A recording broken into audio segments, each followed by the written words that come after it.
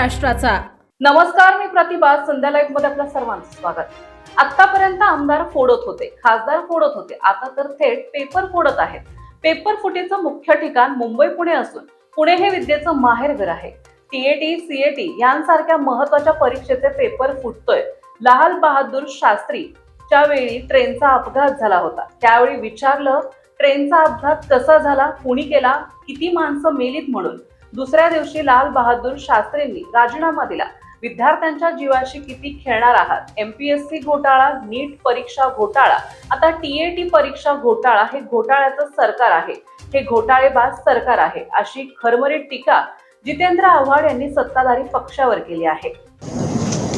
आतापर्यंत आमदार फोडत होते, खासदार फोडत होते, आता पेपरच फोडते। आणि दुर्दैवाची बाब नीटचं केंद्रबिंदू आहे पुण्यात होती। पुणे हे विद्येची माहेर नदी आणि सगळ्या माहेरपासून पेपर पडतो। काय झालं दुर्दैव आपलं टीईटीचं, म्हणजे जे शिक्षक पुढची पिढी घडवणार आहेत त्यांचा पेपर पडतो आणि चौकशीनंतर बघू। आणि खरं तर सर, म्हणजे आज मला आठवतं लाल बहादूर शास्त्री यांच्या काळामध्ये एका ट्रेनचा ॲक्सिडेंट झाला होता, तर त्यांनी सांगितलं नाही ते मृत किती आहेत ते बघा, ट्रेनचा ॲक्सिडेंट कसा झाला नंतर बघू। त्यांनी दुसऱ्या दिवशी राजीनामा दिला। या बेशरम सरकारमधल्या कोणाकडनंही राजीनाम्याची अपेक्षा करत नाही, पण हे जे काही चालू आहे ते विद्यार्थ्यांच्या जीवनाशी किती खेळणार आहात, भविष्याशी किती खेळणार आहात।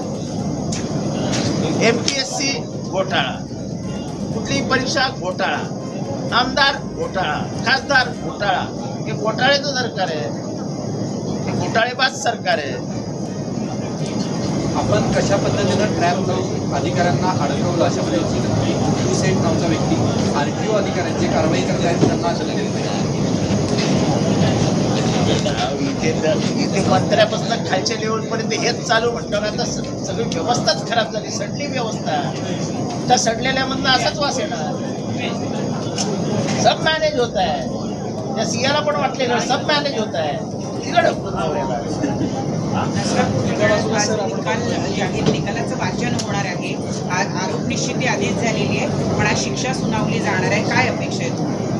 फाशी व्हावी अशी अपेक्षा आहे। अरे निदान थोडी जरब तर बसेल या सरकारला आणि व्यवस्थेला, कोणी घाबरेन असंच झालंय। कारण का व्यवस्था माल मुर्द्याशिवाय काय करत नाही आणि सरकार टोल ठुकते पट्टी घालून बसलंय।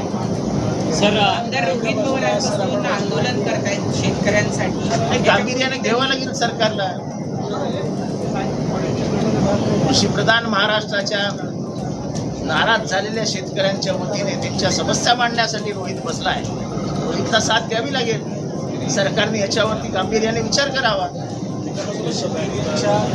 दुसऱ्या बाजूला सत्ताधारी आमदार टक्केवारी मागतानाचा व्हिडिओ समोर येतो। सत्ताधारी आमदार मागतात म्हणजे काय? आपला बाप करतो तोच पोरगा करतो। बाप 56% घेतो, हा 5% घेतो, त्याच्यात काय?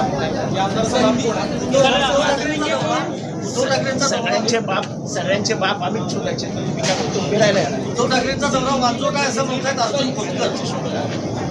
अर्जुन खोतकर कसे रडत होते मला विचारा। पक्ष कसं आहे, मंत्रिमंडळ विस्तारामध्ये अर्जुनाचा बाण लागतो का? ताज्या आणि महत्त्वपूर्ण बातम्या पाहण्यासाठी आजच आमच्या संध्या लाईव्ह न्यूज चॅनलला YouTubeवर सबस्क्राईब करा आणि बेल आयकॉन प्रेस करा।